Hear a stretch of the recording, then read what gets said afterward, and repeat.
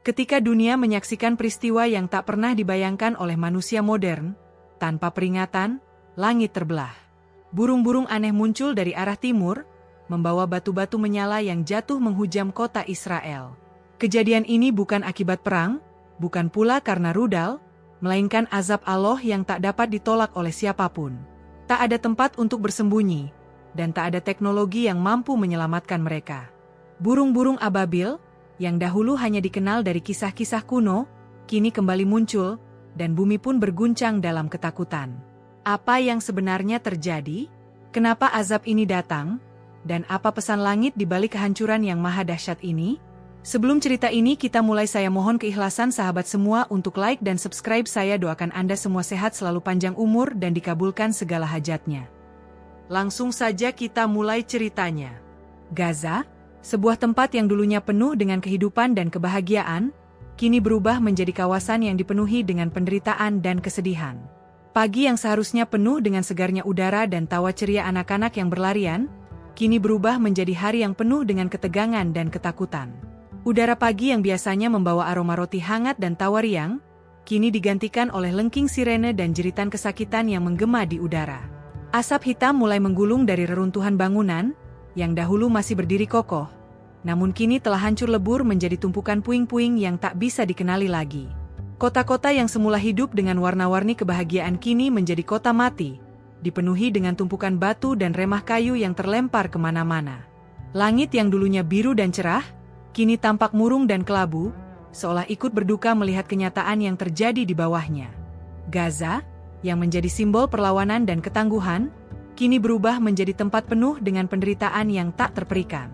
Di bawah reruntuhan sebuah rumah di Kempls, terdengar suara rintihan seorang ibu yang terjepit di antara balok-balok beton dan dinding yang runtuh. Tubuhnya tak mampu bergerak lagi, darah mengalir dari kepalanya, namun matanya masih terus mencari-cari anak-anaknya yang belum sempat ia peluk di malam sebelumnya. "Ya Arab, ya Allah, di mana anak-anakku?" bisiknya lemah. Suara yang penuh dengan keputusasaan dan harapan yang tak tahu lagi kemana harus dituju. Tak jauh dari tempat itu, seorang bocah laki-laki, Yusuf, yang baru berusia 8 tahun, berjongkok di dekat jenazah ayahnya yang tertutup debu dan serpihan kaca. Tangannya yang kecil menggenggam tas sekolah yang masih utuh. Namun hatinya hancur lebih parah daripada bangunan yang runtuh di sekelilingnya. Dengan suara yang hampir tak terdengar, ia berbisik kepada ayahnya. "Ayah, bangunlah. Hari ini aku harus belajar. Aku janji, aku tak akan nakal lagi." Tetapi tidak ada jawaban. Hanya desiran angin yang berhembus dan suara kerikil yang jatuh, menambah kesunyian yang mencekam. Wajah Yusuf tak menangis, bukan karena ia tak merasa kehilangan, namun karena air matanya sudah habis sejak ia kehilangan ibu dan 2 adiknya 2 hari sebelumnya. Kini, ia harus berhadapan dengan kenyataan pahit bahwa ayahnya pun ikut terenggut dari kehidupannya. Gaza, yang dahulu menjadi tempat penuh dengan senyum dan tawa, kini hanya menyisakan duka yang tak terhitung jumlahnya. Setiap sudut kota menjadi makam terbuka, dan setiap tenda pengungsian dipenuhi dengan wajah-wajah pucat, tubuh kurus, dan tatapan kosong yang tak lagi memiliki harapan. Di antara reruntuhan kota Gaza yang seakan tak memberi kesempatan bagi siapapun untuk bertahan, berdirilah seorang bocah kecil bernama Yusuf. Pada usia yang masih terlalu muda untuk memikul beban kehidupan yang seberat ini, Yusuf menyaksikan kehancuran yang merenggut orang-orang yang paling ia cintai. Hari itu, seperti hari-hari sebelumnya, matahari terbit perlahan di ufuk timur, tetapi bukan untuk menyinari kehidupan yang penuh harapan. Seperti biasa, siang itu seharusnya penuh dengan suara tawa anak-anak yang bermain di jalanan, namun yang terdengar justru kesunyian yang begitu pekat, hanya diselingi suara sirene dan ledakan yang tak terduga. Dalam diamnya, Yusuf duduk di samping jenazah ayahnya, yang kini terbaring diam dengan tubuh tertutup serpihan kaca dan debu. Ayah yang selama ini menjadi pelindung dan tempatnya bergantung, kini telah pergi meninggalkannya. Dengan hati yang hancur, Yusuf menggenggam erat tas sekolah yang masih utuh di tangannya, seolah tas itu bisa mengembalikan semua yang telah hilang. Ia tidak menangis, bukan karena ia tak merasakan kesedihan yang mendalam, tetapi karena air matanya sudah tidak lagi mampu mengalir sejak ia kehilangan 2 adiknya yang tak sempat ia lindungi. Beberapa hari sebelumnya, adik-adiknya terperangkap di bawah puing-puing bangunan yang roboh. Yusuf yang saat itu tak tahu harus berbuat apa, hanya bisa menatap tubuh-tubuh kecil yang tertimbun tanah dan beton. Ibunya, yang dulu selalu memeluknya setiap malam sebelum tidur, kini tak lagi ada. Ia masih ingat bagaimana ibunya mengusap kepalanya dengan lembut, berdoa agar hidup mereka suatu hari nanti lebih baik. Namun, doa itu kini seakan sia-sia. Di hadapannya, hanya ada puing-puing dan sisa-sisa kehidupan yang dulu penuh dengan kebahagiaan. "Ayah, bangunlah, hari ini aku harus belajar," bisik Yusuf dengan suara yang sangat pelan, nyaris tak terdengar. Kata-kata itu keluar begitu tulus dari hatinya yang muda, seakan-akan ia masih berharap bisa kembali ke kehidupan yang normal, meskipun tahu itu tak mungkin lagi. Yusuf berjanji pada dirinya sendiri untuk menjadi anak yang baik, anak yang tak akan nakal lagi, seperti yang selalu dijanjikan kepada ibunya. Namun, semua itu kini terasa seperti mimpi yang tak akan pernah terwujud. Tidak ada jawaban dari ayahnya. Hanya desiran angin yang terdengar, dan gemuruh pelan dari kerikil yang jatuh di sekitarnya. Keheningan yang dalam, seakan menegaskan bahwa dunia telah berubah begitu cepat dan tanpa peringatan. Yusuf tak menangis, bukan karena ia tak merasa kehilangan, tapi karena air matanya sudah habis sejak hari-hari pertama tragedi ini. Kesedihannya telah menjadikan dirinya kering dari segala emosi. Namun, matanya yang kosong dan penuh kesedihan berbicara lebih banyak daripada kata-kata yang bisa diucapkannya. Kehidupan yang dulu dipenuhi dengan permainan anak-anak dan tawa ceria, kini berubah menjadi masa-masa penuh kesendirian. Ia merasakan duka yang begitu mendalam, lebih dalam daripada runtuhnya bangunan yang ada di sekitarnya.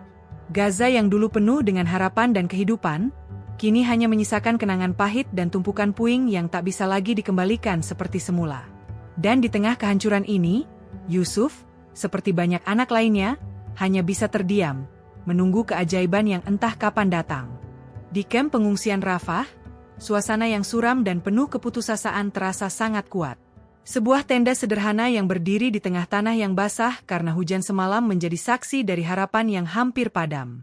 Di dalam tenda itu, seorang nenek tua bernama Hadijah duduk bersila dengan tubuh yang sudah renta.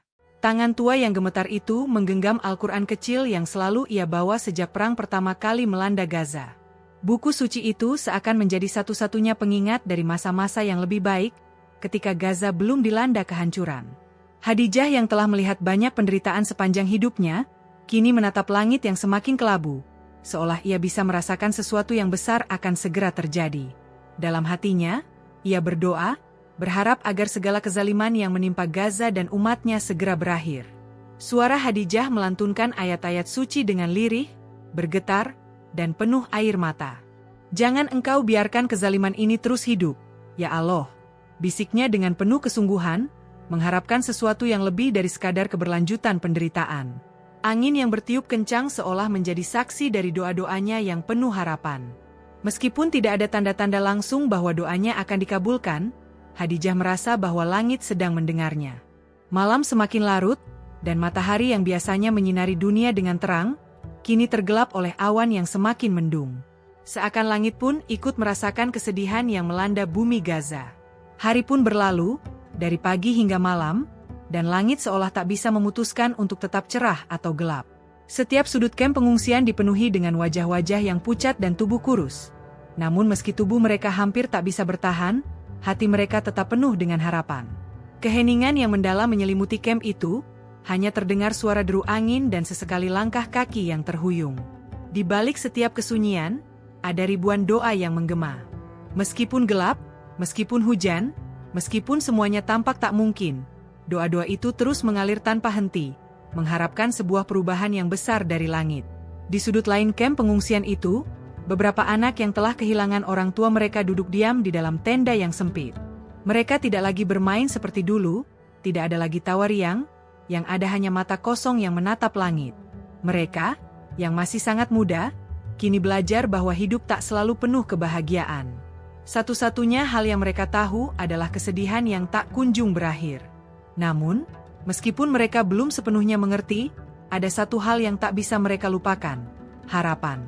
Seperti Hadijah yang masih setia berdoa, mereka pun berharap bahwa suatu saat nanti, meskipun dunia ini penuh dengan kezaliman, Allah akan mengirimkan keadilan. Harapan itu tetap hidup di tengah reruntuhan, meski tak ada yang tahu kapan keajaiban itu akan datang. Hadijah pun tetap berdoa, meski tubuhnya sudah tidak lagi sekuat dulu. Namun hatinya tetap menyala dengan keyakinan bahwa langit tidak akan pernah absen mendengarkan doa-doa mereka yang penuh kesabaran. Ya Allah, hanya Engkaulah yang tahu kapan kesedihan ini akan berakhir, ucapnya dengan suara bergetar. Meskipun tidak ada yang bisa melihat atau mendengarnya, Khadijah merasa bahwa doa-doanya sedang mengalir bersama angin, bersama langit yang kelabu, bersama bumi yang penuh dengan penderitaan.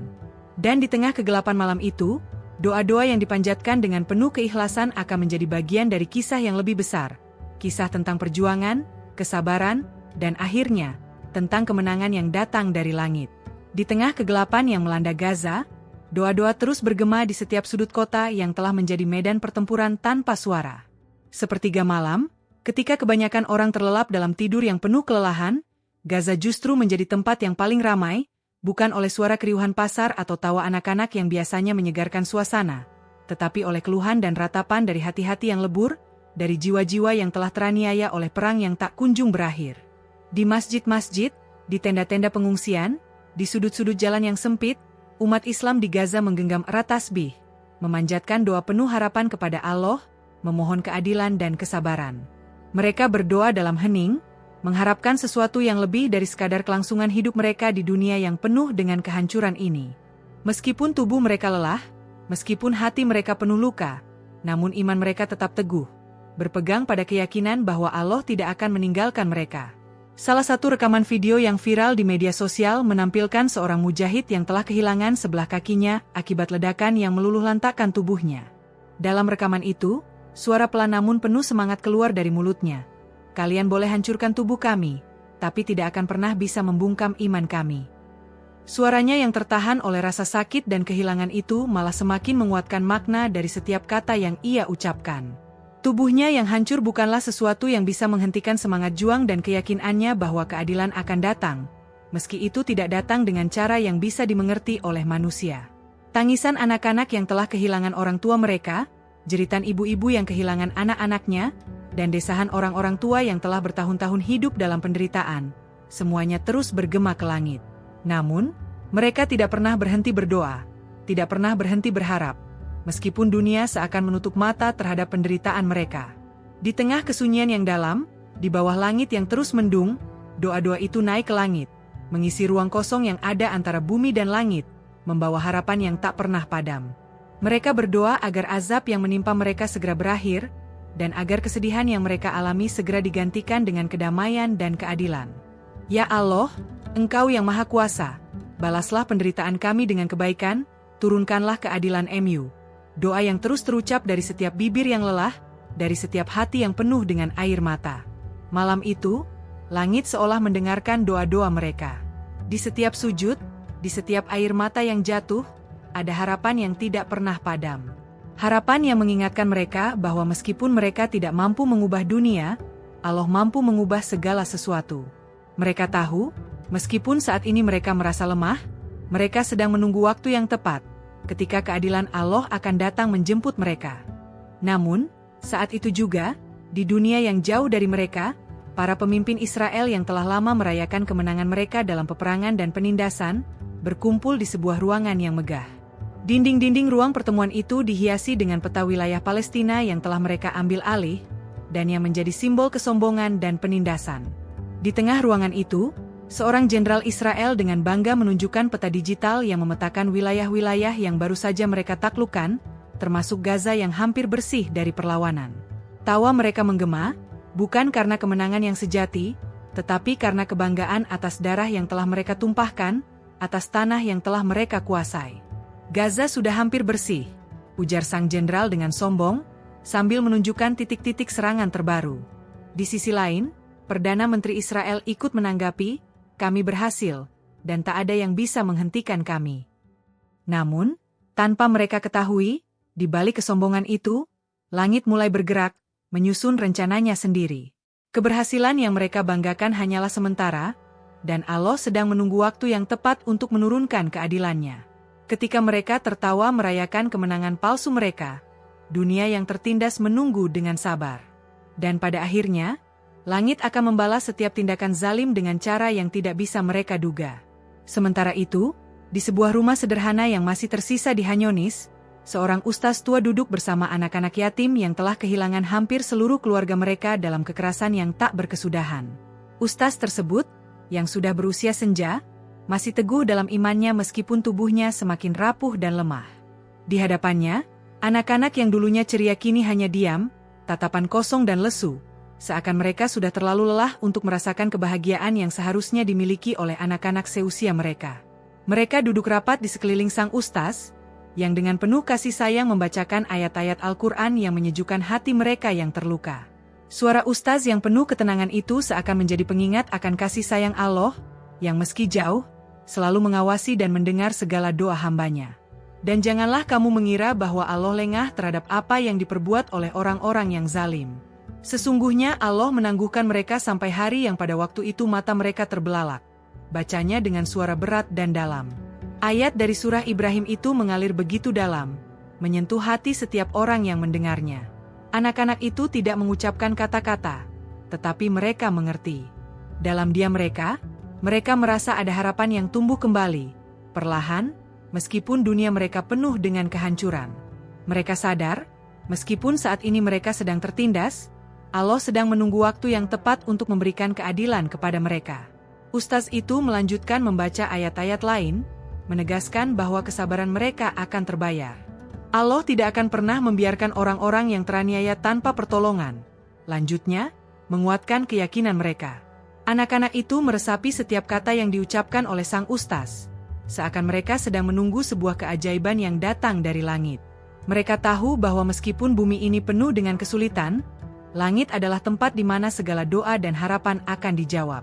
Sementara di luar, malam semakin larut, dan udara terasa dingin, mereka tetap bersama ustaz mereka, mencari sedikit kedamaian di tengah kehidupan yang penuh dengan penderitaan. Namun, meskipun malam di Gaza seakan tidak pernah berakhir, mereka memiliki satu pegangan yang tidak bisa dirampas oleh siapapun: iman. Iman yang menguatkan mereka untuk bertahan.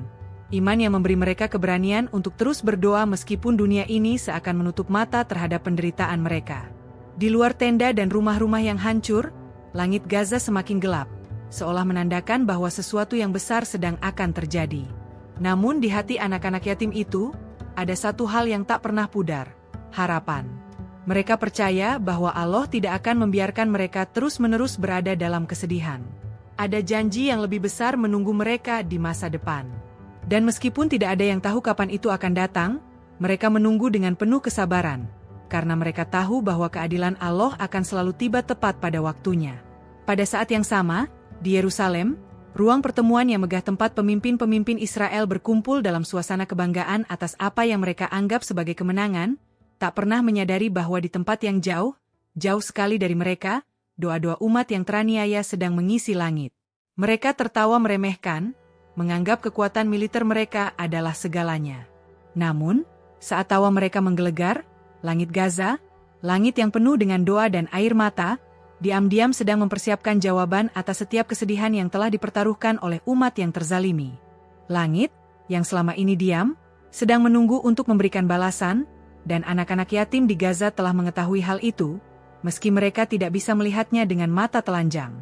Sementara itu, di dalam ruang pertemuan megah di Yerusalem, para pemimpin Israel merasa percaya diri bahwa kekuatan mereka tak terbendung. Di hadapan mereka, peta wilayah Palestina yang telah dicaplok dengan tinta merah menyala menjadi simbol kesombongan mereka.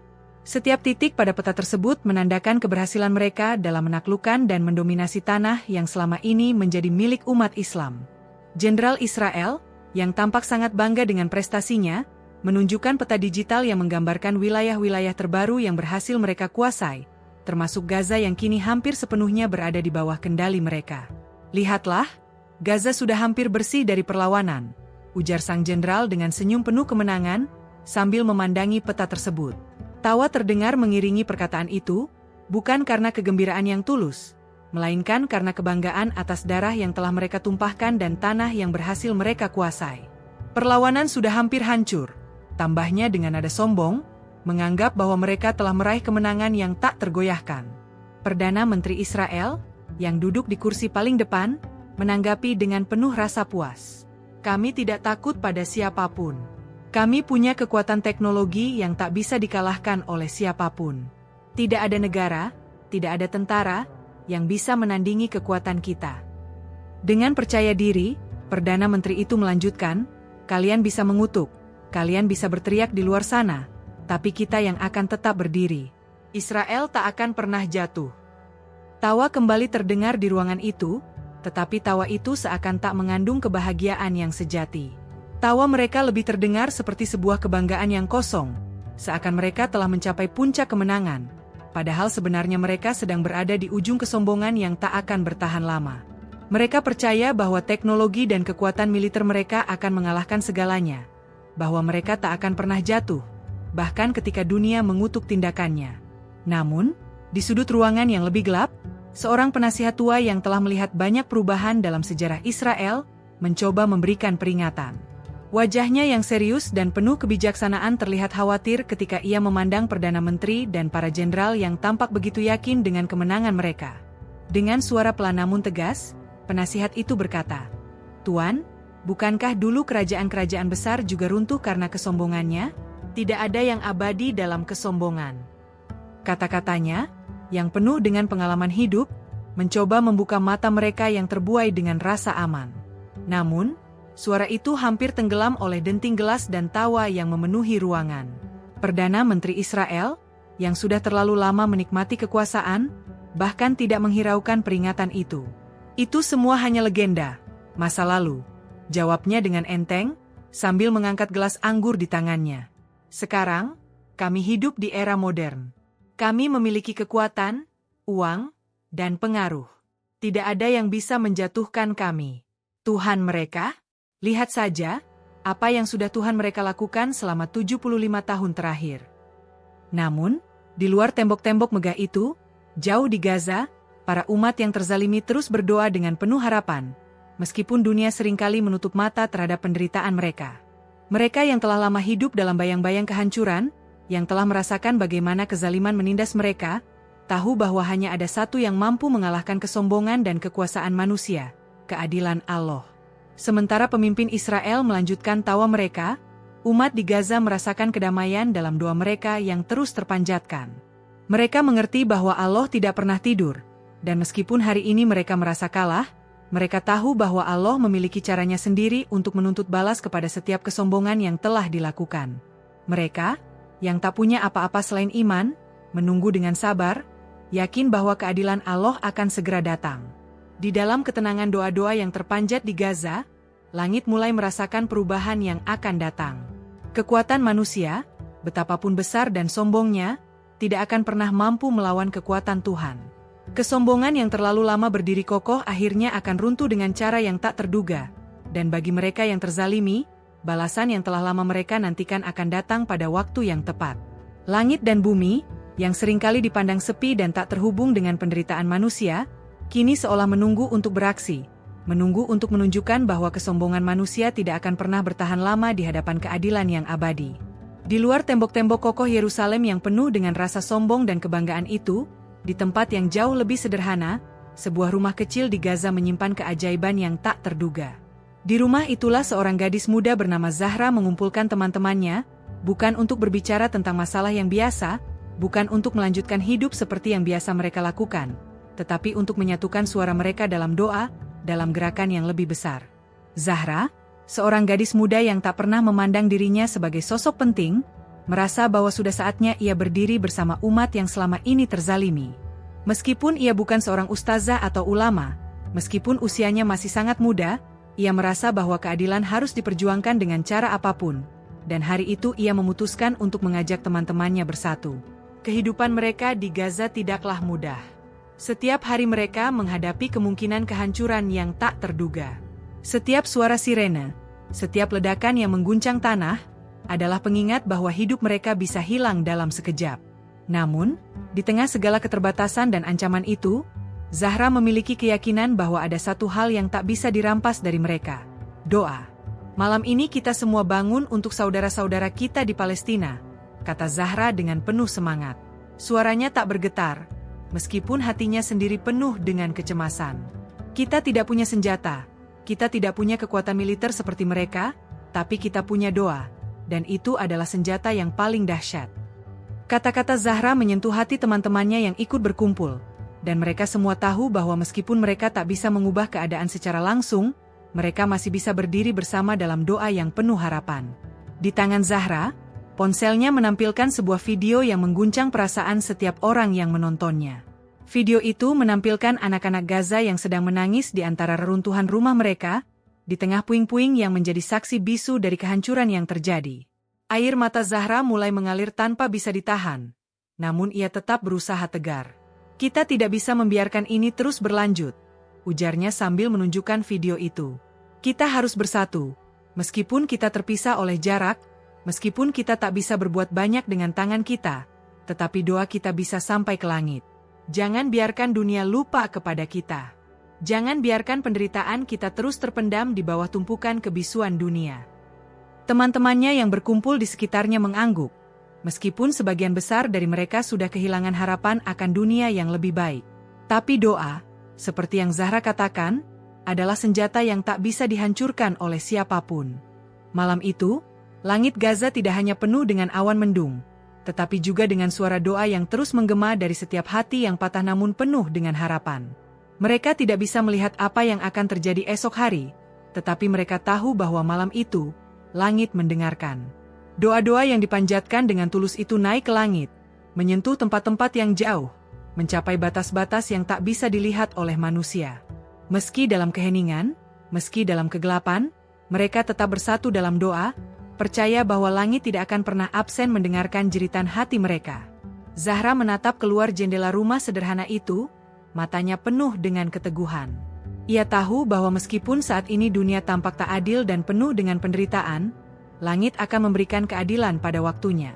Keajaiban itu nyata, gumamnya dalam hati, dan kita akan menjadi bagian dari keajaiban itu. Dalam momen yang penuh keheningan itu, tidak hanya Zahra yang merasakan kedamaian dalam doa, tetapi juga seluruh umat Islam di Gaza dan di belahan dunia lainnya. Mereka yang teraniaya, mereka yang hidup di bawah bayang-bayang kehancuran, merasakan kekuatan yang luar biasa saat mereka bersatu dalam doa. Mereka tahu bahwa mereka tidak sendirian, meskipun dunia ini sering melupakan mereka. Di malam itu, langit Gaza menjadi lebih cerah, bukan karena perubahannya secara fisik, tetapi karena harapan yang berkumpul dalam setiap doa yang terucap. Langit yang biasanya tampak gelap kini penuh dengan kilauan cahaya yang tak terlihat oleh mata manusia, tetapi dirasakan oleh setiap hati yang penuh dengan keyakinan. Zahra dan teman-temannya, yang mungkin tidak akan pernah tahu perubahan apa yang akan datang keesokan harinya, tahu satu hal dengan pasti. Mereka telah berusaha, mereka telah menyerahkan segalanya kepada Allah. Dan itu sudah cukup. Malam itu, setelah pertemuan penuh doa dan harapan yang dipimpin oleh Zahra, langit di atas Gaza tampak berbeda. Tak lama setelah mereka mengucapkan kata-kata terakhir dalam doa mereka, sebuah fenomena aneh mulai terjadi. Awan yang biasanya kelabu dan gelap, kini tampak lebih berat, lebih pekat, seperti menahan sesuatu yang besar, sesuatu yang tak dapat dijelaskan oleh manusia.